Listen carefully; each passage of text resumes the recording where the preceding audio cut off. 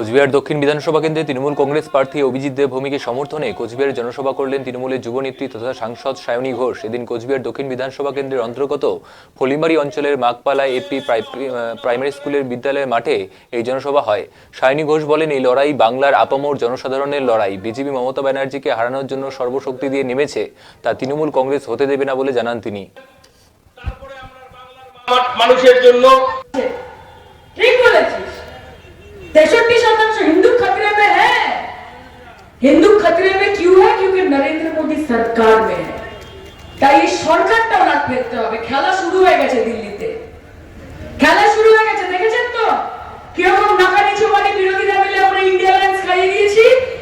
শুধু আপনারা একটু সাথ দিন। এই মঞ্চ থেকে বলে যাচ্ছি, মা, এই নির্বাচন চতুর্থবার মমতা ব্যানার্জিকে মুখ্যমন্ত্রী বানানোর নির্বাচন শুধু নয়, 2029-এ দেশের মহিলা প্রধানমন্ত্রীর নাম মমতা ব্যানার্জি মাথায় রাখবেন।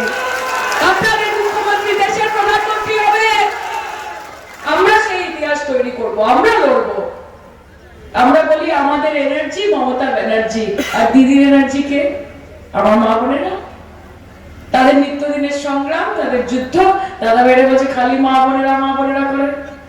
আমাদের কোনো দাম নেই নাকি? শুনুন, এটা উত্তরপ্রদেশ না, এটা বিহার না, এটা মধ্যপ্রদেশ না, এটা গুজরাট না, এটা হরিয়ানা না।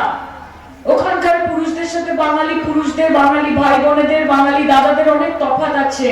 একমাত্র রাজ্য যেখানে মেয়েকে মা বলে ডাকা হয় সেটা হচ্ছে পশ্চিমবঙ্গ। আমার বাবা আমাকে বলে, মা খেয়েছিস? আপনারা আপনাদের মেয়েদেরকে বলেন যে মা এত দেরি হলো, মা টিউশন নেই আজকে, বলেন কি না? আমরা অন্নপূর্ণা ভান্ডার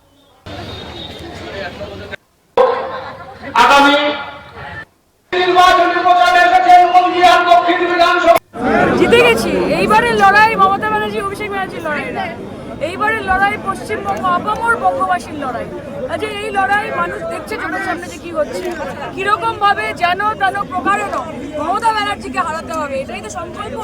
এই সংকল্প আমরা ভাঙব এবং বিজেপিকে যোগ্য জবাব বাংলার মানুষ দেবেন।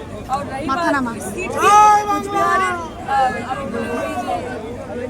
এবং মানুষের মধ্যে থেকেছে, চলে যায়, মুখ ফিরিয়ে অন্য কোথাও লুকিয়ে পড়েনি, মানুষের মধ্যে ছিল। এবার মানুষ হাত করে আশীর্বাদ করবে, জিতবে। নিজস্ব এজেন্ডা আছে, নিজস্ব প্রতিলিপি আছে, ইশতেহার আছে।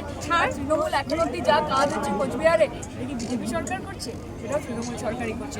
ভোটের জন্য কাজ আটকায় না তৃণমূলের, কিন্তু ভোট দেওয়া মানে তৃণমূলকে আরো শক্তিশালী করা। সেটা করতে হবে ভারতীয় জনতা পার্টি কার্যকর। নির্বাচনী প্রচারে এসেছেন কোচবিহার দক্ষিণ বিধানসভা কেন্দ্রে। এই মাগপালার দেওয়ানবাস, এই সমস্ত এলাকায় বারংবার ভোটের সময় হিন্দু মুসলমানের তত্ত্ব ধরে ভোট দিয়ে গেছে ভারতীয় জনতা পার্টি। নির্বাচনী প্রচারে এসেছেন কোচবিহার দক্ষিণ বিধানসভা কেন্দ্রে। এই মাগপালার দেওয়ানবাস, এই সমস্ত এলাকায় বারংবার ভোটের সময় হিন্দু মুসলমান